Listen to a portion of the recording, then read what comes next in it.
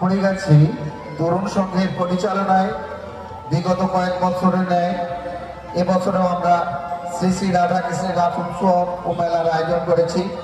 এবছর আমাদের ৮ম বর্ষ এই রাসমেলা। আগত দর্শনার্থী, ঘরচমক পিকনিক স্পটের সমস্ত পর্যটক, মেলার সমস্ত ব্যবসায়ীবৃন্দদের জানাই কুড়িগাছি তরুণ সংঘের পক্ষ থেকে সাদর আমন্ত্রণ।